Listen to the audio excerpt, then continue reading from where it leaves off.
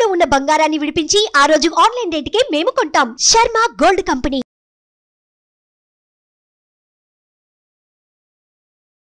నమస్కారం, నేను మీ జాహ్నవి. అందరూ బాగున్నారు కదా?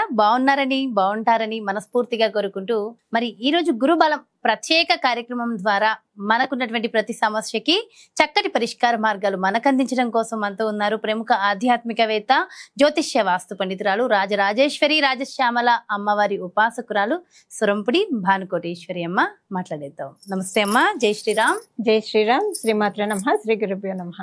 ఓకే, అయితే అమ్మ, అమావాస్య వస్తుంది. ఈసారి వచ్చే అమావాస్య చాలా చాలా స్పెషల్. ఎందుకంటే అమావాస్య శుక్రవారం. మేమైతే స్పెషల్ చూసింది అంతవరకే. మరి ఈసారి అమావాస్య ఏంటి స్పెషాలిటీ? శుక్రవారం అమావాస్య వచ్చింది కాబట్టి లక్ష్మీ కటాక్షం కోసం ప్రతి ఒక్కళ్ళు ఏమైనా ఆచరించవలసిన ప్రత్యేకమైన విధి విధానాలు ఉన్నాయంటారు? అయితే మనకి ఈసారి అమావాస్య జ్యేష్ఠ అమావాస్య చాలా ప్రత్యేకత. ఎప్పుడైనా సరే ప్రతి మాసానికి వచ్చే అమావాస్యకి ఒక్కొక్క మనకి మళ్ళీ భాద్రపదంలో వచ్చే అమావాస్య మహాలయ అమావాస్య అంటారు. అలాగే జ్యేష్ఠ మాసంలో వచ్చే అమావాస్య మన జీవితంలో ఉన్న ఏ ఏ ఏ విషయాల్లో అయితే జ్యేష్ఠదేవి తిష్ట వేసుకొని కూర్చున్నా వాటన్నిటికీ ఉద్వాసన చెప్పవచ్చు. అంటే జ్యేష్ఠదేవి తిష్ట వేసుకొని కూర్చోవడం అంటే ఏమైనా మానసికంగా ఆవిడ ఉంటే డిప్రెషన్ ఉంటుంది వాళ్ళకి. ఎప్పుడు ఆవిడ ఎక్కడెక్కడైతే ఉంటుందో అక్కడ కష్టము ఇబ్బందులు ఉంటాయి. డబ్బు విషయంలో ఆవిడ ఉంటే ఆర్థిక ఇబ్బందులు ఉంటాయి. శరీరంలో ఆవిడ ఉంటే శారీరక ఇబ్బందులు ఉంటాయి, ఆరోగ్య సమస్యలు ఉంటాయి. సో ఇలా జ్యేష్ఠాదేవికి ఉద్వాసన చెప్పడానికి ఈ అమావాస్య చాలా బాగా మనకు ఉపకరిస్తుంది. జ్యేష్ఠాదేవికి ఉద్వాసన చెప్పి మంగళాన్ని మన జీవితంలో అంటే మనకు ఉన్నటువంటి కష్టాలని బయటకు పడేసి చక్కగా శుభాలు సుఖాలని మనం జీవితంలోకి ఆహ్వానించడానికి.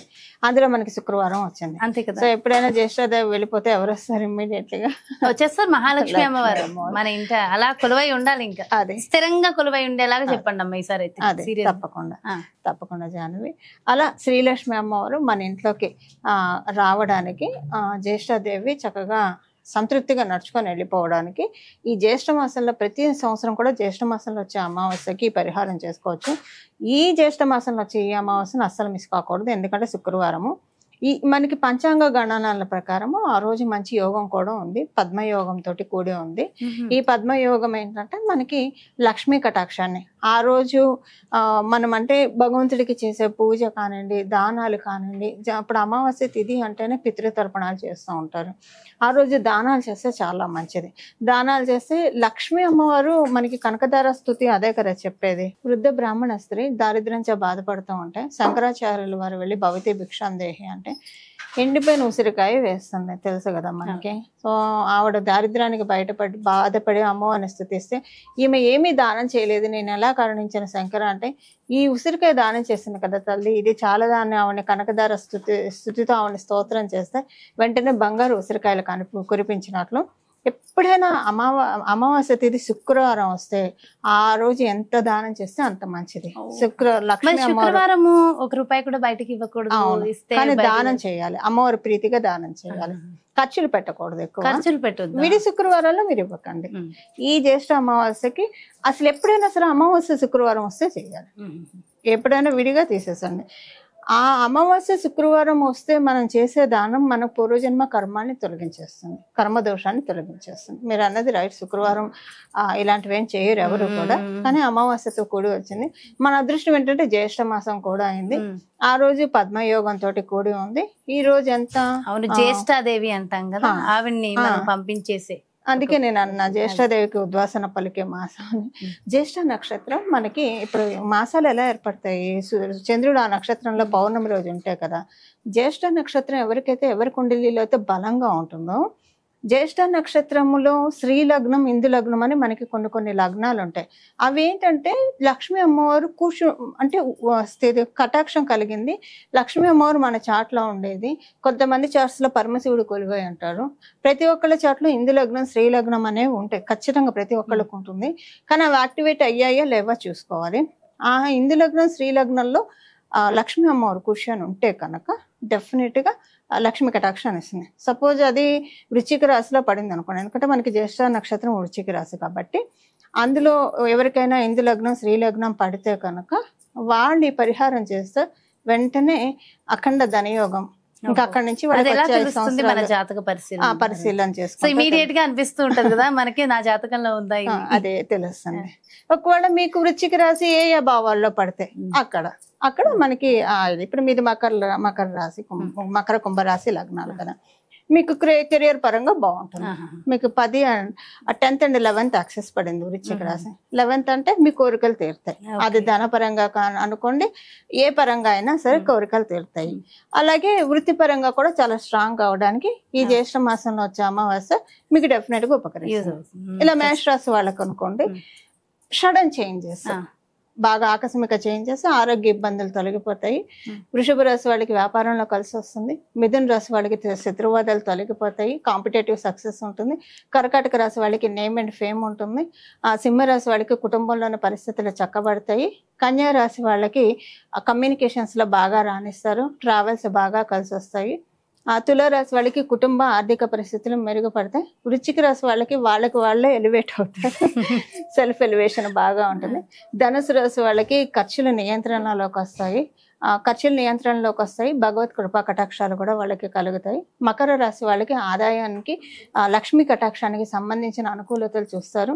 కుంభరాశి వాళ్ళకి వృత్తిపరంగా సొసైటీలో వాళ్ళ పేరు చాలా బాగా మెయింటైన్ అవ్వడానికి, వాళ్ళని చాలా మంది గుర్తించడానికి అవకాశం చక్కగా ఉంటుంది. మీనరాశి వాళ్ళకి అదృష్టం పడుతుంది. అంటే వృశ్చిక రాశి అందరికి ఈ జ్యేష్ఠ మాసంలో జ్యేష్ఠ నక్షత్రం ఈ పరిహారం చేయడం, దానాలు చేయడం ఖచ్చితంగా, ఏ దానం శక్తి దానాలు చేస్తారు. దాంతో పాటు ఖచ్చితంగా ఇంట్లో ఆచరించవలసిన విధి విధానం ఒక పరిహారం ఏమైనా ఉంటుందంటారు? ఎప్పుడైనా లక్ష్మీ అమ్మవారికి ప్రీతి ఏంటంటే సూర్యోదయం పూర్వాన్నే లేవడం, కొంచెం స్థలాల స్నానం చేసేసి ఇల్లు వాకిలి శుభ్రం చేసుకొని దీపారాధన చేయడము. ఆ రోజు వరకు ఇంట్లోని ఆడవాళ్ళు ఎంత బాధన్నా రానండి, ఒక్క కంటెంబడి ఒక్క చుక్క నీళ్లు రానియకూడదు. ఆ రోజు వీలున్నంత ప్రశాంతంగా ఉండాలి. ఎందుకంటే కళ్ళలాడే చోట శ్రీ మహాలక్ష్మి అమ్మవారు ఉండదు. సో తెలియక ఎప్పుడన్నా మనకి ఎమోషనల్గా అవుట్ బస్ట్ అవుతూ ఉంటాం కదా, శుక్రవారం మటుకు అందులో ప్రత్యేకించి ఇలాంటి రోజుల్లో అస్సలు అవ్వకూడదు. ఆ రోజు వీలైనంత ప్రశాంతంగా ఉండాలి. Inner peace important Jahnavi. బయట మాట్లాడకుండా ఉండాలి, లోపల కూడా మనతో మనం మాట్లాడుకోకూడదు. ఉప్పుతో చేయవలసిన రెమెడీస్ ఏమైనా ఉంటాయమ్మా ఆ రోజు ఉదయాన్నే ఉప్పు కొనుక్కుంటే మంచిది. మీరు ఆ రోజు ఉదయాన్నే చాలా ఉప్పు చాలా, ఎందుకంటే మీరు చాలా మందికి వాళ్ళ జాతక రీత్యా చూసి చెప్తూ ఉంటారు కదా, సో అది ఎవరికైనా, అది జనరల్ గా ఎవరికైనా సరే మన వ్యూస్ కోసం టైమింగ్ కూడా చెప్పేయండి అమ్మా. ఇది ఎందుకంటే చాలా మంది చేసి ఫలితం పొందిన రెమెడీ మీ నోటి నుంచి నేను ఈ రోజు ఎలాగైనా అంటే ఆ రోజు ఖచ్చితంగా చేయడం, మన వ్యూస్ అందరికి మంచి జరగాలమ్మా, ప్రతి ఒక్కరికి మంచి జరగాలి, అదొక్కటే ధ్యేయం అంతే. మీ సంకల్పం సత్సంకల్పానికి ఎప్పుడు భగవత్ కృప భగవత్ తోడు ఎప్పుడు ఉంటుంది. 6:30 to 7:30 మధ్యలో కళ్ళు తెచ్చుకోవాలంటే అలాగా ఏం కొనకూడదు. ఫస్ట్ ఖర్చు పెట్టేది అదే రూపాయి ఉండాలి. నరదిష్టి, నరఘోష, దిష్టి దోషాలు, లేదా గ్రహ దోషాలు, గ్రహ పీడలు, ఇప్పుడు మనం ఎదుగుతున్న క్రమంలో ఇలాంటివన్నీ లేకుండా చక్కగా ఎదుగుతాం. చాలా మంది మనల్ని వెనుదటి ప్రోత్సహిస్తారు. పోనీ ప్రోత్సహించకపోయినా పర్వాలా, మన ఎదుగుదల చూసి ఇష్టపడకుండా ఉంటే చాలు. అలా లేకుండా కట్ చేస్తాం. అద్భుతం, చాలా సంతోషం. అండ్ ఆ రోజు ఉప్పు కళ్ళతోటి చాలా రెమెడీస్ ఉంటాయి. సరే, అది సెపరేట్ గా చేద్దాము. ఓకే, ఉప్పు కళ్ళతో స్నానం కూడా ఆ రోజు చేయవచ్చు అంటే వాటర్ లో వేసుకుని అదే మీరు చెప్పిన దృష్టి దోషాలన్నీ కూడా తొలగిపోతాయి. సో ఓవరాల్ గా చాలా చాలా అద్భుతమైన యోగాలు ఉన్నటువంటి రోజు. అండ్ మొత్తం 12 రాశులకి సంబంధించి కూడా అలా చెప్పేశారు. చాలా చాలా సంతోషం అమ్మా, ఎంతో చక్కటి విషయ పరిజ్ఞానాన్ని, చక్కటి పరిష్కార మార్గాల్ని మా అందరికీ అందించారు. Thank you so much. జై శ్రీరామ్. మంగళం. నమో భగవతే వాసుదేవాయ.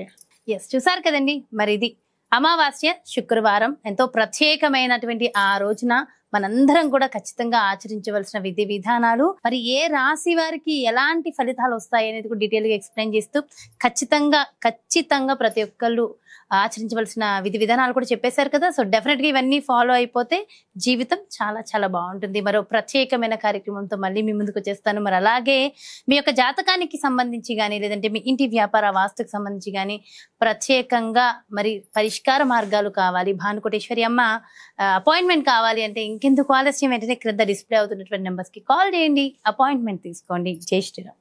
సుమన్ టీవీలో మీ పర్సనల్ అండ్ బిజినెస్ ప్రమోషన్స్ కోసం కింది నెంబర్ కి కాంటాక్ట్ చేయండి.